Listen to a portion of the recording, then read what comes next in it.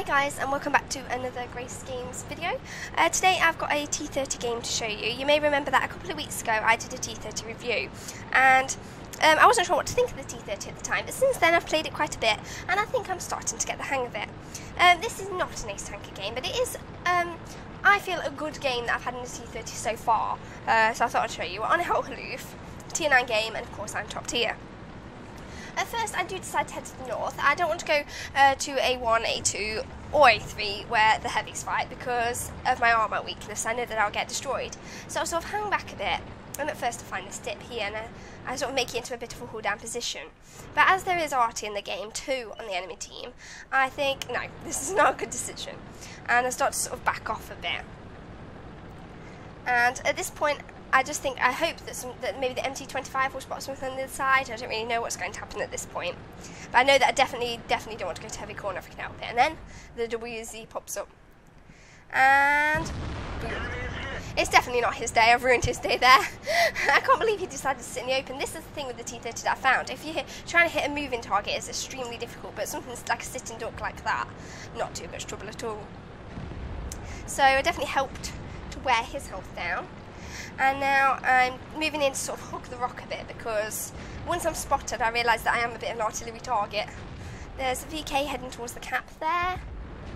And there are a few things in the heavy corner, but obviously I can't get a shot on any of those. And just waiting, and then I get spotted so I pull back. Ooh, I'm just looking to dodge something there. At this point something does go into the cap. I assume it's the VK, but who knows. Sometimes I find that sometimes lights love to go into the cap on this map. I don't know why, and I always find it dead annoying, like, oh, another light in the cap. I don't know why they do it. I try and avoid capping at all costs if I can, no matter what vehicle I'm in, but some people seem to love it. So I'm not really focusing too much on the cap right now. There's not a lot I can do about it, and it's not essential at this point, so I'm just sort of waiting, seeing what I can spot, trying to get a shot on that S122.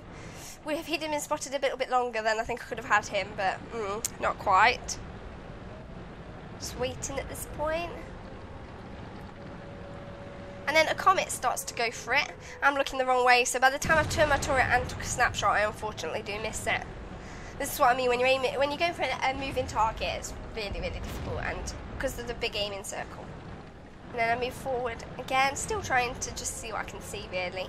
I noticed that the north isn't doing especially well. Our heavies are really suffering up there, and I fear that we may be overwhelmed soon, so I don't want to really go anywhere. I want to stay here so that I'm ready to defend if necessary.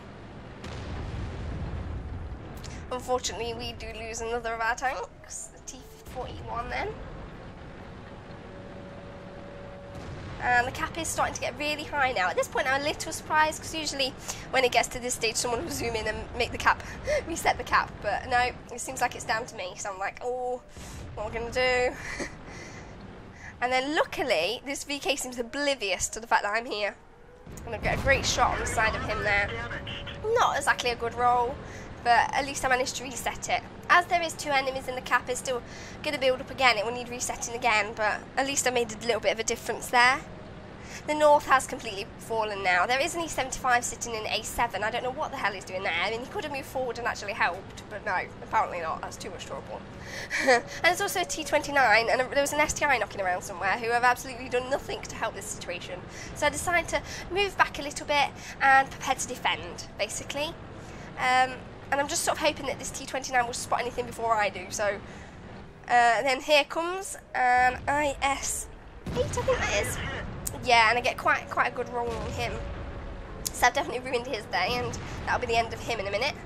But I know that there's definitely more heavies coming, the AMX 5120, possibly WZ, and there's still some things sitting in the cap, so the game's definitely not over yet. I know there's 14 seconds left on the cap now, but I can't really, even if I went at top speed, I really wouldn't get there on time. So I come around here. I know that I can't really do anything about the cap, and at this point I'm just sort of farming damage on that T30 there. So there's only 2 seconds left, and unfortunately we did lose there. They did manage to cap the base. I mean, really, I feel like that was a good game for me. I feel like it really showed you how I've improved with the T30 now. I thought that there was some really good... It took time to aim, obviously, on some, but sometimes when things sat still there, I was able to just obliterate them. But unfortunately, a lot of my friends died, and so it was never going to be a win.